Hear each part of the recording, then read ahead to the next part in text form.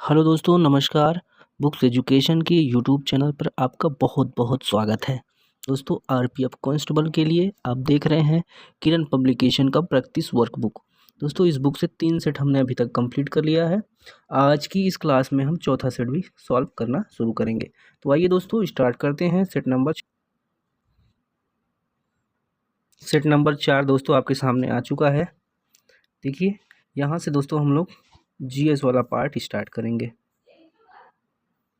चलिए, ये है आपका जीएस का पार्ट। पहला क्वेश्चन है दोस्तों, देखिए, टीपू सुल्तान डैश में मैसूर का शासक बना, कब बना? ऑप्शन दिया है दोस्तों यहाँ पे 4। बताना है टीपू सुल्तान मैसूर में शासक कब बना। ठीक है, तो ऑप्शन यहाँ पे सही हो जाएगा दोस्तों दूसरा, 1782 में। ठीक है, 1782 में ये अपने पिता हैदर अली का उत्तराधिकारी बना। ठीक है दोस्तों, उन्होंने रॉकेट तोपखाने के उपयोग में अग्रणी माना जाता है, ये भी याद रखिएगा। चलिए, 72 आ जाइए। कौन सी संस्था भारत में राजकोषीय नीति तैयार करती है? वित्त मंत्रालय, NITI Aayog, RBI, SBI. Right answer होगा दोस्तों यहाँ आपका ऑप्शन नंबर देखिए पहला। ठीक है, पहला सही हो जाएगा, वित्त मंत्रालय। 73 नंबर का प्रश्न है, निम्नलिखित में से कौन सा एक भारतीय रिजर्व बैंक का कार्य नहीं है? बताइए, कौन सा बैंक का कार्य नहीं है? सही उत्तर हो जाएगा चौथा ऑप्शन, ग्राहकों से जमा स्वीकार करना। 74 है, भारत में आर्थिक उदारीकरण किस वर्ष हुआ था? आर्थिक उदारीकरण दोस्तों 1991 में हुआ था। ठीक है, तो ऑप्शन तीसरा यहाँ पे सही हो जाएगा। 75 है, दूसरे राज्य के तत्काल राजनीतिक नियंत्रण के अधीन क्षेत्र को डैश कहा जाता है? समुदाय, कॉलोनी, जनपद या प्रांत? इस प्रश्न का उत्तर दोस्तों हो जाएगा दूसरा आपका, दूसरा यानी कॉलोनी। 76 है, डैश में प्रत्येक वयस्क नागरिक का एक वोट होना चाहिए तथा प्रत्येक वोट का एक समान मूल्य होना चाहिए। इसका क्या मतलब है दोस्तों?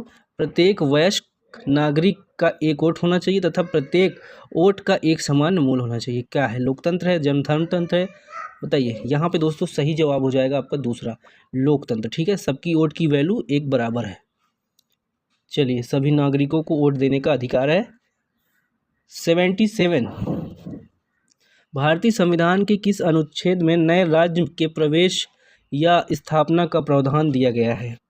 बताइए, किस अनुच्छेद में? तो यहाँ पे सही जवाब होगा दोस्तों दूसरा, अनुच्छेद 2 में। ठीक है, अगला प्रश्न हमारा है 78, निम्नलिखित में से कौन सा भारतीय संविधान के अंतर्गत एक मौलिक कर्तव्य है? कानून के समक्ष समानता रखना, अस्पृश्यता को बढ़ावा देना, इस्तेमाल न करना, देश की रक्षा करे तथा आह्वान किए जाने पर राष्ट्र की सेवा। तो 78 में चौथा ऑप्शन सही है दोस्तों। ठीक है, मौलिक कर्तव्य ये देश की रक्षा करे और आह्वान किए जाने पर राष्ट्र की सेवा करे। 79 पे दोस्तों आइए, देखिए 79 नंबर का प्रश्न आपके सामने है। यहाँ पे पूछा जा रहा है 16 जाने माने महाजनपदों में सबसे महत्वपूर्ण महाजनपद कौन सा था? तो महत्वपूर्ण पूछा जा रहा है दोस्तों, तो मगध हो जाएगा। ठीक है, मगध जो है सबसे महत्वपूर्ण जनपद था। 79 के बाद 80, भारत के किस ऐतिहासिक पाठ में आगे दोस्तों चांदी के सिक्कों को रुपया रूप बताया गया? ऐतिहासिक पाठ बताइए। उपनिषद में, पुराण में, अर्थशास्त्र में, भगवत गीता में? राइट आंसर दोस्तों हो जाएगा आपका ऑप्शन नंबर तीसरा, अर्थशास्त्र में। 81 है, निम्नलिखित में से किसने भारत में, ठीक है, नमक कानून को तोड़ने के लिए यात्रा का नेतृत्व किया? तो चौथा ऑप्शन होगा महात्मा गांधी ने। पता ही है दोस्तों आपको दांडी मार्च के बारे में, 12 मार्च 1930 को शुरू हुआ था दोस्तों, 24 दिन तक चला था कंटिन्यू। ठीक है, चलिए अगला प्रश्न आता है 82, 1934 के बाद मुस्लिम लीग का मुख्य प्रवक्ता कौन बन गया? तो कौन बना था? मोहम्मद अली जिन्ना। मुस्लिम लीग की स्थापना किसी और ने की, लेकिन बाद में प्रवक्ता कौन बना?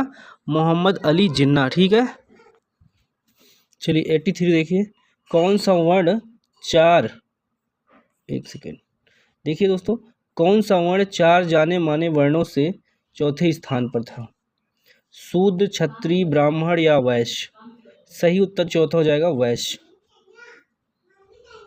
क्वेश्चन नंबर 84 है, सत्य शोधक समाज के संस्थापक कौन थे? तो कौन थे दोस्तों? सही उत्तर हो जाएगा ज्योतिराव फूले। 85 है, किस राज्य ने घोल मछली को राज मछली घोषित किया? उड़ीसा, गुजरात, पश्चिम बंगाल, उत्तर प्रदेश।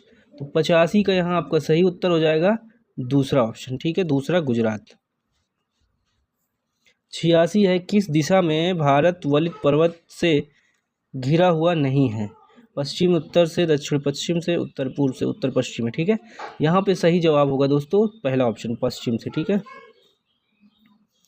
87 है, दिहांग घाटी के बाद हिमालय दक्षिण की ओर मुड़ता है तथा भारत की पूर्वी सीमा बनाती है, जिसे क्या कहा जाता है? क्या कहा जाता है दोस्तों? पूर्वांचल कहा जाता है। चलिए 88 भारत का संपूर्ण उत्तरी मैदान किस प्रकार की मृदा से बना है? तो पहला ऑप्शन हो जाएगा जलोढ़ मृदा। 45.6% दोस्तों हमारे देश में कौन सी मृदा है? जलोढ़ मृदा है, ठीक है। निम्नलिखित में से कौन सा किसी भी जगह की जलवायु के 6 प्रमुख नियंत्रणों में से नहीं है? तो 89 में उत्तर आपका दूसरा हो जाएगा मानव प्रभाव। 90 देखिए, किस देश ने नवंबर 2023 में भारत में अपना दूतावास स्थायी रूप से बंद कर दिया? पाकिस्तान, अफगानिस्तान, रूस या इजराइल? तो 90 का सही उत्तर हो जाएगा ऑप्शन नंबर दूसरा, अफगानिस्तान। चुंबकीय वस्तुएं ऐसी वस्तुएं हैं जो डैश, अब बताइए इसमें क्या हो जाएगा? तो पहला देखिए, एक चुंबक की ओर सदैव आकर्षित होती है, ठीक है। 92 है, एक समतल दर्पण द्वारा बनाई गई छवियां जिन्हें स्क्रीन पर प्राप्त नहीं किया जा सकता क्या कहलाती हैं? तो 92 का सही जवाब दूसरा हो जाएगा आभासी, वर्चुअल। 93, निम्नलिखित में से कौन कैपिलरी एक्शन सूक्ष्म नालिका प्रभाव का एक उदाहरण नहीं है? नहीं है दोस्तों, तो कौन सा नहीं है ये बताना है। ऑप्शन तीसरा देखिए, साबुन के बुलबुले का निर्माण। 94 है, कीटों में गैसों के आदान प्रदान के लिए वायु नली के संजाल को क्या कहते हैं? श्वास नली, श्वासंध्र, श्वसनी नलिका। तो 94 का पहला है श्वास नली, ठीक है, क्रिया। चलिए 95 पे आइए। 95, पत्तियों की सतह पर मौजूद रंध्र स्टोमाटा के माध्यम से किस प्रक्रिया द्वारा पानी का वाष्पीकरण करता है? तो 95 में दूसरा सही हो जाएगा वाष्पो उत्सर्जन, ठीक है।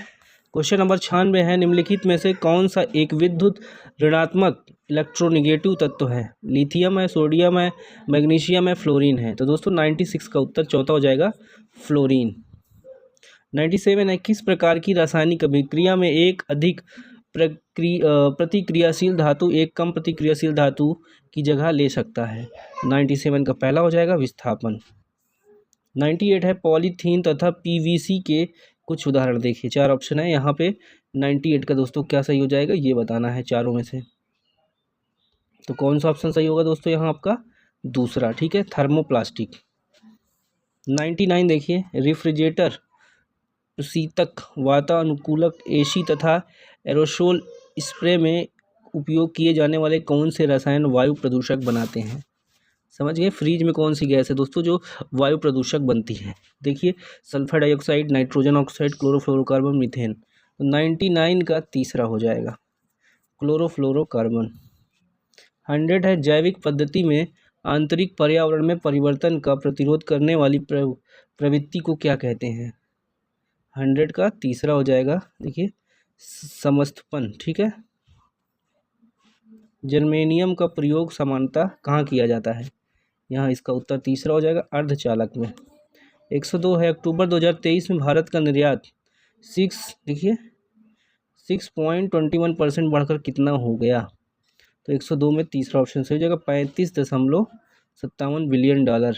कुछ गड़बड़ यहाँ पे, ठीक है, 6 पॉइंट, चलिए छोड़िए, ठीक है दोस्तों। नेक्स्ट क्वेश्चन देखते हैं, 102 के आगे आइए।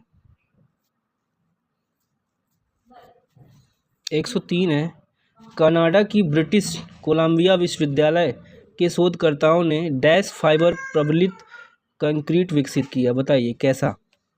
सही जवाब होगा दूसरा ऑप्शन, भूकंप रोधी फाइबर प्रबलित कंक्रीट विकसित किया। 104 है, सोफिया नामक रोबोट को नागरिकता देने वाला पहला देश कौन सा है?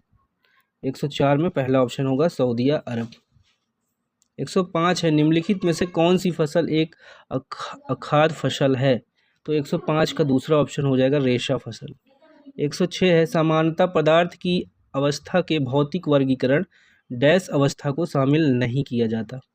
तो 106 में सही उत्तर क्या हो जाएगा? दूसरा, कोलाइडल। ठीक है।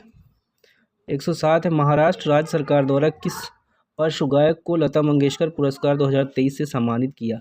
107 का उत्तर चौथा हो जाएगा सुरेश वाडकर को। ठीक है, 2023 में प्रदान किया गया, सम्मानित किया गया। 108, पृथ्वी और इसके भूलक्षणों तथा निवासियों का अध्ययन करने वाले व्यक्तियों को क्या कहते हैं? 108 में तीसरा सही हो जाएगा, भूगोलवेत्ता।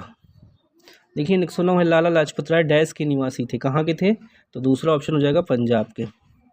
अंतर्राष्ट्रीय कृष्ण भावनामृत संघ द्वारा स्थापित ग्रीन प्लेटिनियम अवार्ड जीतने वाला ग्राम का क्या नाम है? तो दोस्तों 110 का पहला जो गोवर्धन इको ग्राम। चलिए अब हम आएंगे 111 पे। ठीक है, 111 नंबर का शुरू करते हैं। देखिए 111 का क्वेश्चन है दोस्तों, क्रिकेट से संबंधित है।